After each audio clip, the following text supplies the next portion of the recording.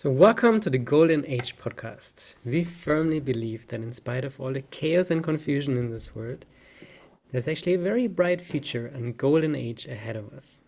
And once the heart of humanity awakens, and we remember who we truly are, that we are going to co create a wonderful new world together.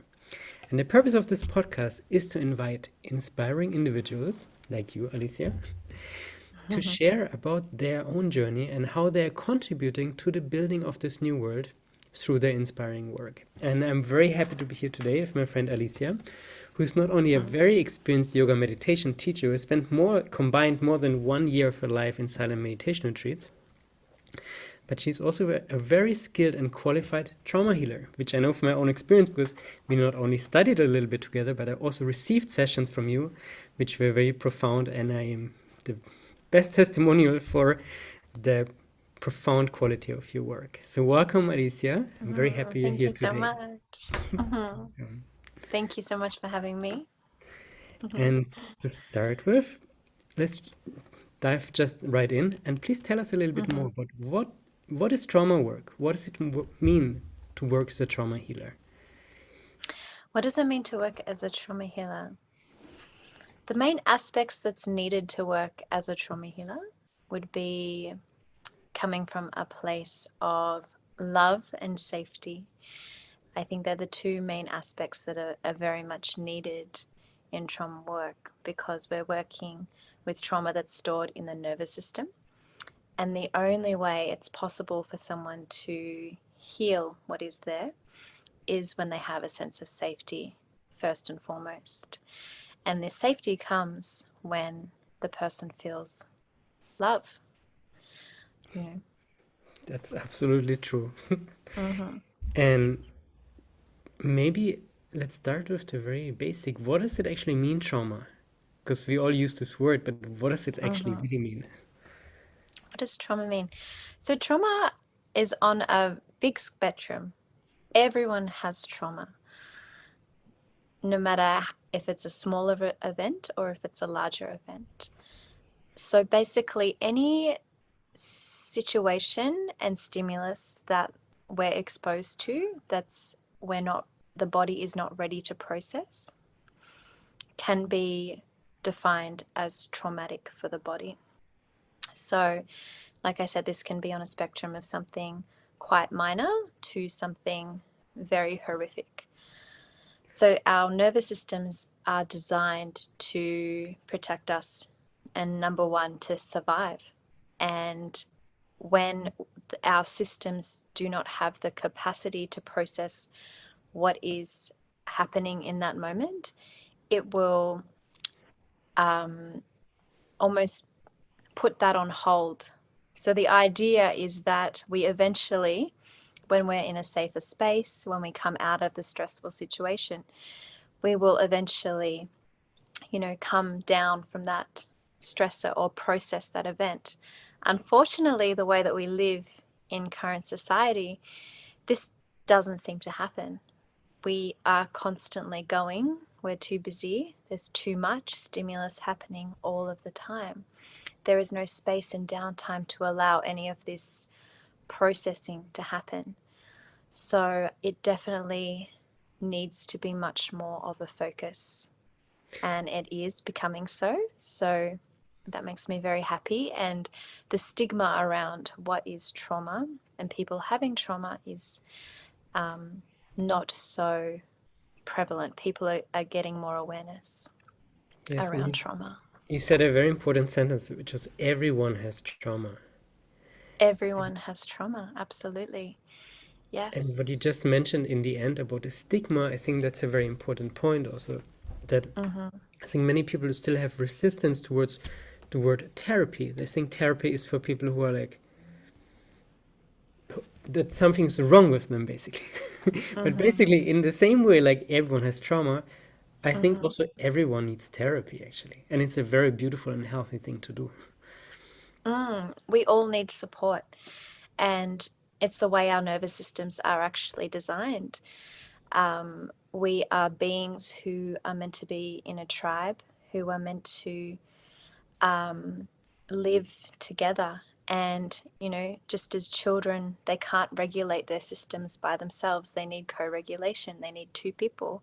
They need their parents really to help their nervous systems through the process.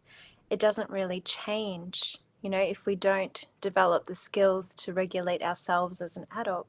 To process that trauma, we need co-regulation. And, as an adult, it is very much a viable, and I highly encourage people to have a therapist to process all that they need to. We need the support. I agree that co-regulation is such a fundamental aspect of healing. And a different word for that would be connection, right? To have someone to really connect Exactly. with. Yeah. Absolutely. Yes. A very good example I want to share is actually from our own lives, because the two of us, we Uh-huh. shared a very traumatic experience together, together Did. with together with two Uh-huh. more friends, the four of us.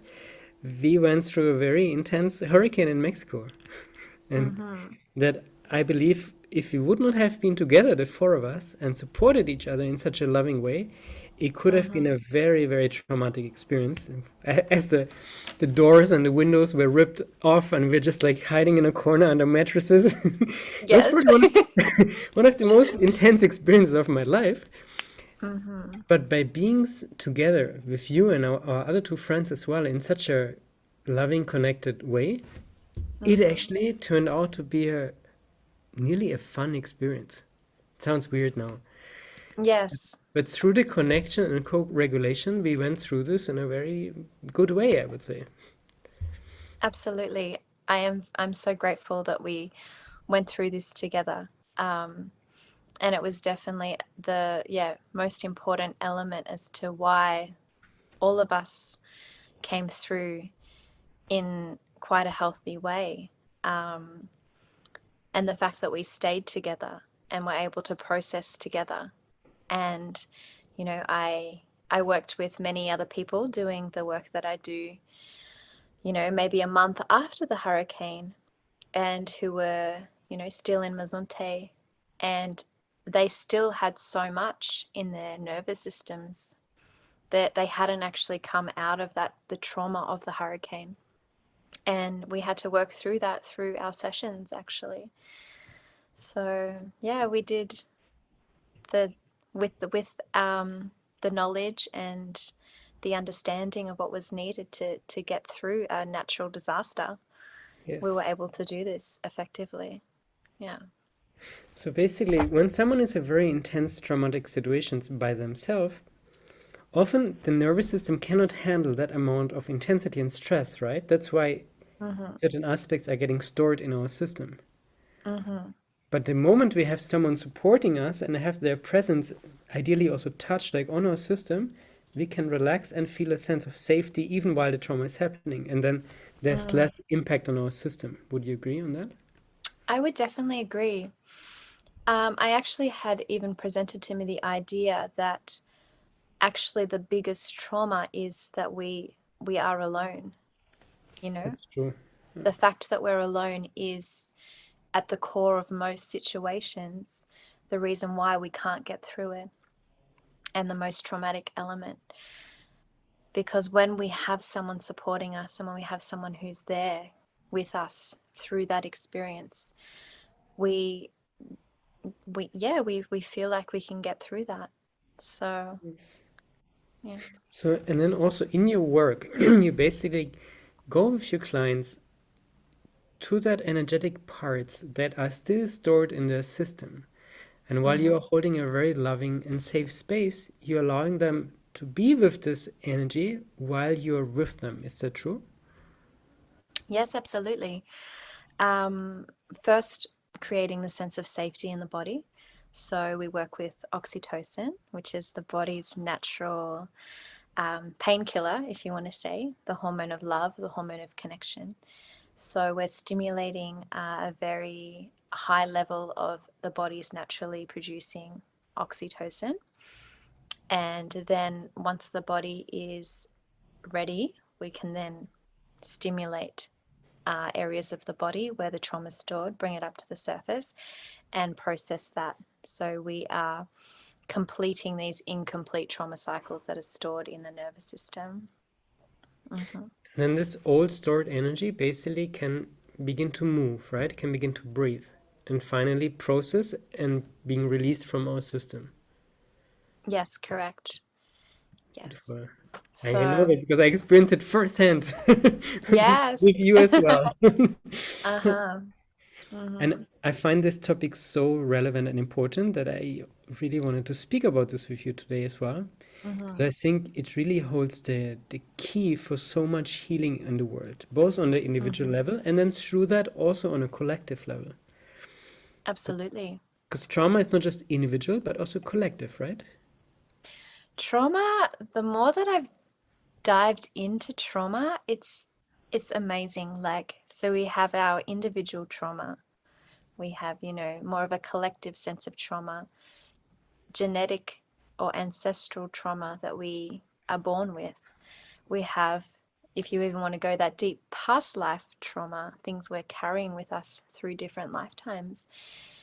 It is just, it almost feels like, yeah, it goes so deep, and this is why the work is so necessary.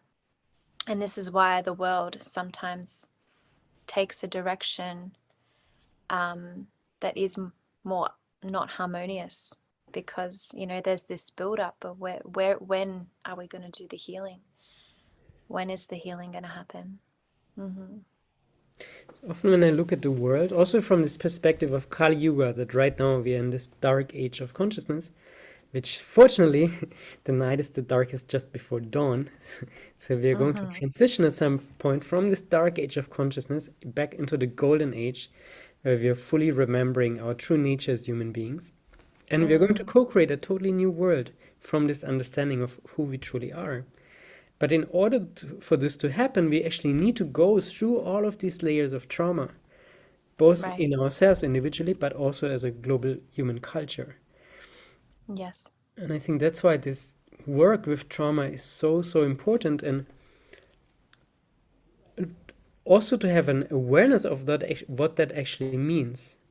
Because until now, I believe this is not so much a topic, even in the mental health system, at least in the Western world, right? I feel like it's just starting that this actually takes a place in our healthcare system as well. So how do you see like the trauma work taking place in the mental health system, and how much more potential has it to be included in that as well? Well, trauma is definitely understood in the mental health system. It's very much known. The reason why we have illnesses and disorders is due to trauma. That's very well understood in the mental health system.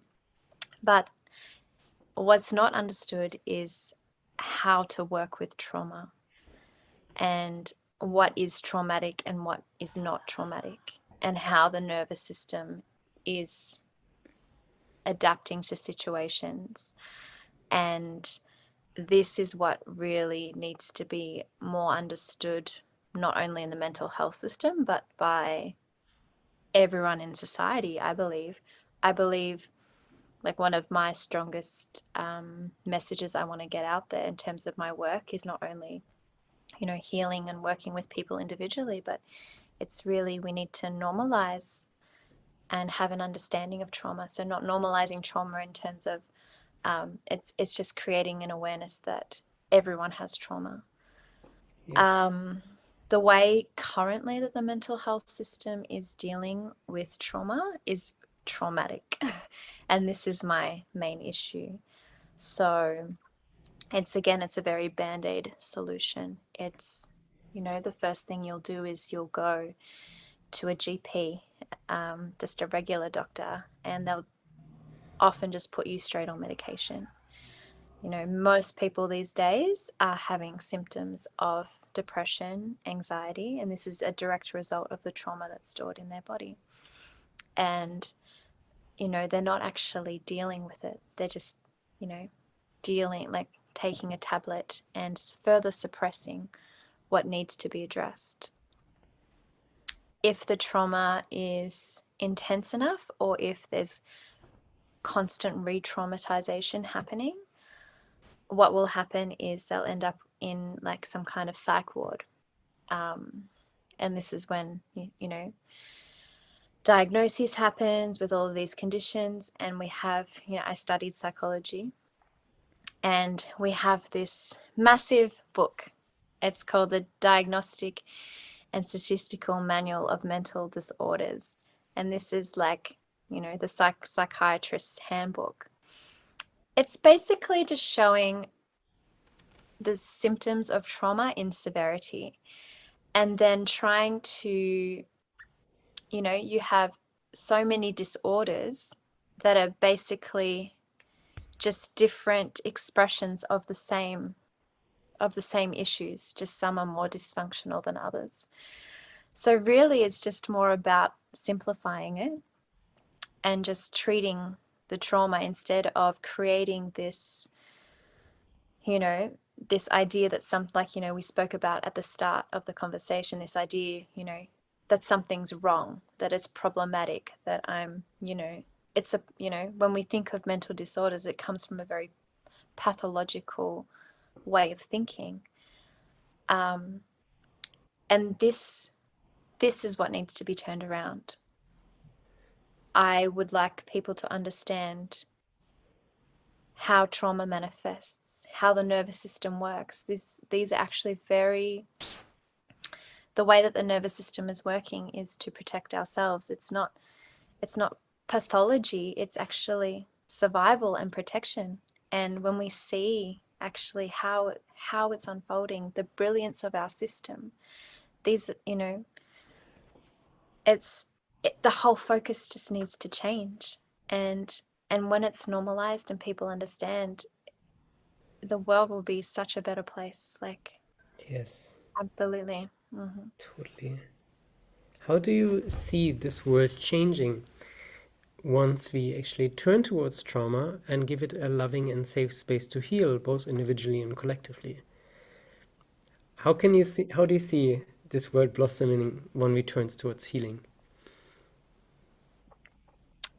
Well, we'll naturally be more at peace with ourselves. We'll naturally feel ourselves, be able to express ourselves authentically, say all the things we want to say without hesitation, everything just being like very natural. There's none of this constant, am I doing this right? Is this, this pressure and fear, which a lot of us are living in. Who really does feel that they are fully able to live in their authentic expression all the time. So there's this greater level of acceptance that happens on an individual level. When you actually work through the trauma and heal it, you're not a victim anymore.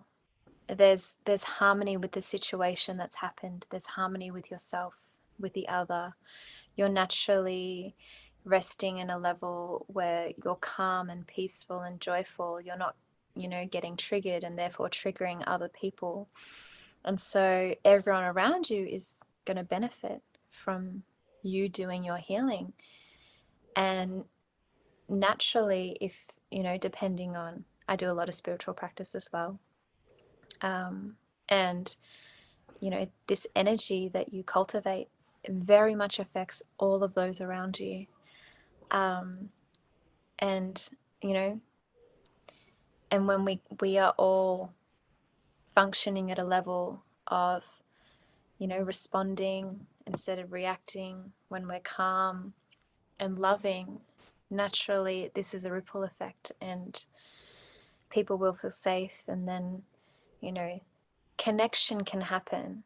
When we're in our trauma, that's one of the things we resist the most, is that pushing away. We don't feel safe, we don't trust, so the connection can't happen. And when we're connected, which is what we're, as humans, we're meant to be connected, we're meant to survive together. We can't, although there's a very individualist way of living now, egotic way of living that wants to be the best and have the most and be the most successful. This creates such disharmony. So it's more about when we're living from a place of the heart and connection, we will naturally support each other more. It's about raising it for everyone, you know. Yes. And you also mentioned spiritual practice. And I find it so important that the spiritual practice and the trauma work, that they work together. Because Absolutely. my own experience was often that I also meditate a lot, and then meditation retreats had all these deep understandings of like oneness, of interconnectedness, and then this understanding was hitting the trauma layers of my personality, where I actually still felt disconnected, I felt triggered, I felt angry. And I realized that these aspects that are stuck in my system, I couldn't meditate away. They needed a Absolutely. different approach. So how do you see how spiritual practices and trauma work can work together? Well, I had a very similar experience to you, actually. I went through a lot of childhood trauma. I was in a position where I couldn't live with my family, which then created so much other trauma. It's like the foundation wasn't set up there, and then this, rippled throughout my life. And I tried so many healing modalities. I went and did, I didn't quite understand spirituality at the beginning. I thought, I tried all these workshops and techniques and, really was trying to heal, but not really fully understanding how, but just the desire was there. And then I went very deep in yoga and meditation and did that for many years. And it definitely got to a point where, because awareness, when you increase your awareness through the practices, it can be very blissful, but you're more aware of everything, which means you're more aware of the darkness, as well as, feeling high levels of consciousness, feeling greater levels of love. And actually, the two, when you feel more love, you naturally, this triggers that sense of safety in the body. It's a natural mechanism that your body and system will bring up the trauma to heal. This is why in relationships, we are constantly getting the most triggered. It's probably the most triggering situation that we can go through. Why? Because there is that sense of love there, that we have the opportunity then to heal that trauma that's being brought up. Unfortunately, because all of us are traumatized, what ends up happening is re-traumatization. So that opportunity to heal actually is missed, and that ends up being a more traumatic situation. And then the couples don't last and break up, and this is what happens because we don't have the skills in these situations. So again, this is why I'm so passionate about wanting to get the message out there, because if we understood our nervous systems better, we would be able to support each other better.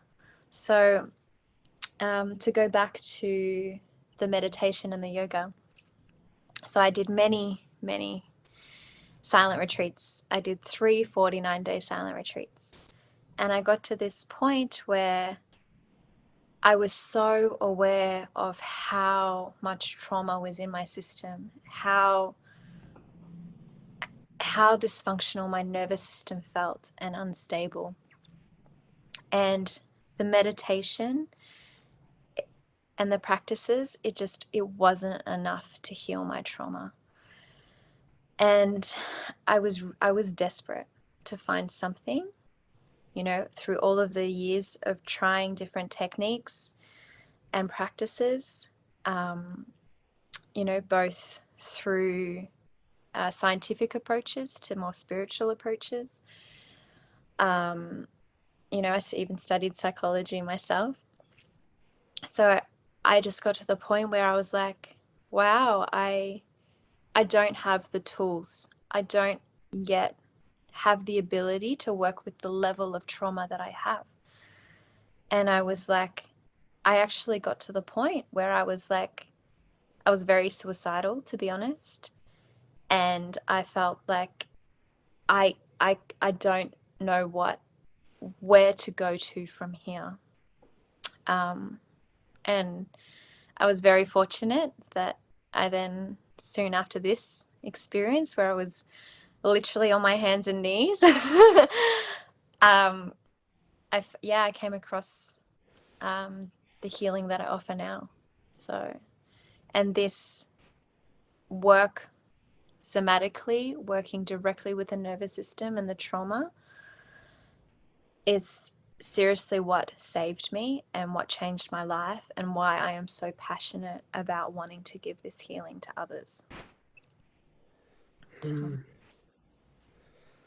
you for sharing that now, but also thank you for sharing these healing practices.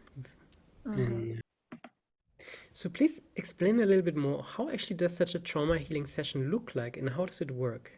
How can we imagine such a session? So the client will come initially for an assessment. So really what we're looking for is how traumatized the individual is. This also can be very relative, as you'll realize that two people can go through the same traumatic event, however respond very differently. One can be more traumatized than the other. And as well as, something that can happen could be quite insignificant to one person. It can happen to another person, and that person can be very triggered and very traumatized. So it doesn't necessarily mean that if a very large event happened, that the person's actually that traumatized from it. So we're looking for many different aspects as to what can be contributing to a person's level of stress and trauma. So we go through a proper intake for this.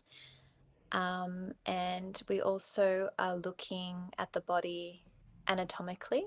So we're looking at where the trauma and the main traumas are stuck in the body, because what you'll notice is the body is where we store our trauma. And this is quite visible when you are trained. If a lot of people, if they have,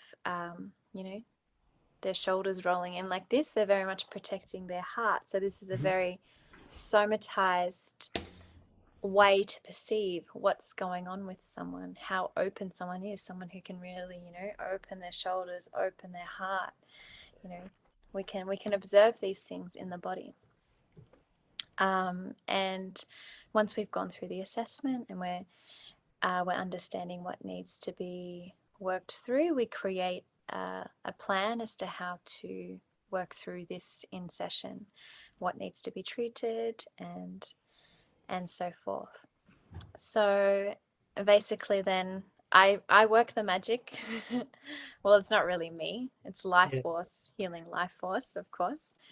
But yeah, the person just has to lie down, and I work, for me, because of all the levels of spiritual practice that I've gone through, and cultivating awareness and presence, I am very sensitive and aware, and can very much connect into what the person's experiencing.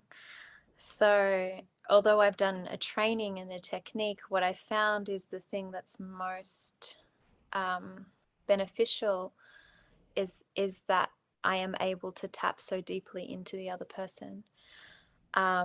So whatever that person is experiencing and feeling, I can really connect with that. I can know exactly how it's coming up in their subconscious, how it wants to express, and I can perceive when things are actually moving. And what I've found is many people, it depends on your level of awareness. A lot of people, when it comes to trauma, especially, or just in general, even when we're not connected to our bodies. And when you're not connected to your body, you also aren't aware of the things that you're holding. So the fact that I can really connect to the person and know what the issue is extremely helpful for people who don't have that awareness. Because how many people are walking around in this world saying, oh, I'm fine, or it's so suppressed within them that they don't even know that it's affecting them. Well, in reality, is it's affecting you very much, but you're Yes. not aware of it. So the fact that I can know what's happening with you, know what the issue is, has been extremely helpful in my practice. So we begin by stimulating oxytocin in the body, and we get that to a high enough level where the body's then ready to process some of these other traumas. And depending where they are in the nervous system, so what you have to go through is you'll have to, once the body feels safe enough, you'll feel this activation happen. So you'll feel naturally the body will go into a sympathetic response, so the fight or flight response, or higher, depending on where this particular trauma is stuck in the nervous system. And you are then completing and coming down again through the branches of the nervous system. So say someone, an easy example would be, you're in a situation, and we've all done this, where you've wanted to say something and you couldn't, and you kind of choke up on your words. It's like, I don't know, someone was a bit rude to you or spoke to you inappropriately, and in that moment you couldn't respond. In that moment you were just left like like you're just frozen. You don't know what to say, you don't know what to do. Well, that is still stuck in our nervous system, and that's at the level of freeze. So an example would be that your body would bring up this trauma, that you would feel the triggering happening. So then I'm also feeling the person going through that branch of the nervous system. I'm feeling their heart rate increasing. I'm feeling, this need to either fight or flight in their body. And when the fight's happening, I'm usually feeling like, anger arising, all of these things. And if it's flight, I'm often seeing people, their legs, they'll actually start running, like the running motion. So it's, again, Shaking, yes. that's, yeah, Mm-hmm. that is releasing that we in that situation back then, however long it was. It could be years ago, it could be a week ago, whatever the body's ready to bring up. And if you didn't run and you needed to run, your body will now release that. So your legs will start moving as if they're running. So this is all trapped. And so then the example of a person not saying what they wanted to say in a situation, with enough safety. So the fact that there's the oxytocin there, the fact that we're co-regulating together, and the body feels that it's safe enough, it can travel up to freeze and unfreeze that part of the nervous system that's stuck there, and then come back down again. So you'll come back down through your sympathetic branch and complete the cycle until you get to the calm, neutral state of the nervous system, the ventral state, where you are in harmony, you're relaxed. So that whole cycle is then complete.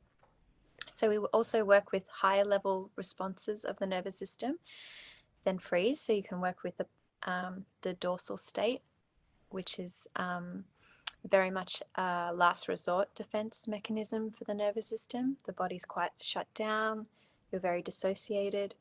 So a person like this would present as very kind of spacey, they get easily tired, these types of things. And then a person who's in the sympathetic fight or flight, they're generally a person who would be displaying as very easily irritated, snappy, these types of things. Me. Yeah. And the idea is that we are also, at the same time as completing these unresolved trauma cycles, we are developing what's called vagal tone. So the way, when the nervous system is uptaking the oxytocin, it's what we call positive feedback looping. So instead of being triggered and going into coping mechanisms that are there for soothing, that are usually quite dysfunctional, actually, you're getting the uptake of the oxytocin. So it's a positive response. And it's like, signaling to the nervous system that we can get through this. So by creating what's called vagal tone, we are creating resistance within that person. Resistance. We're creating resilience. So that person can then be put in stressful situations and not, and still remain calm in that ventral state. So what really wanting to create a ventral dominance in that person so they can, through this vagal toning. So the idea is that, yes, we complete the trauma cycles, but we also increase the vagal tone, and then the person is able to be calm, relaxed, able to socially engage. This is all polyvagal theory, in this ventral state as their baseline. Mm-hmm. Thank you so much for this really profound explanation. Let me Mm-hmm. try to simplify it. Please correct me if I'm wrong. Oh, okay. That if we, in such a trauma healing session, through the loving and safe container, we are able to go through these aspects of our being that carry the trauma, and then through this loving and safe environment, we're able to take this weight that we're carrying on our shoulders all the time and finally put it off. And only then we probably fully realize what weight we were carrying before, because it felt so natural. That's true. Like, and once we take it off, we actually feel like, oh, I finally let go of something that I didn't even know was there all the time. Absolutely. And then once we let go of this weight, we actually have more capacity, because we are not dealing with all this weight on our shoulders anymore, which is basically the resilience. We are able to handle more of the intensity of life. Is that correct? Absolutely. There's more space. We can, you can move instead of feeling stuck and bogged down. There's this openness and freedom when we move through these different layers. In terms of the vagal tone, more specifically, I feel like that is what happens when we travel up and down what we call the cascade of the nervous system through the different branches of the nervous system. So every time we run through the different branches and it runs its course, we go up and down. So this is through completing these trauma cycles.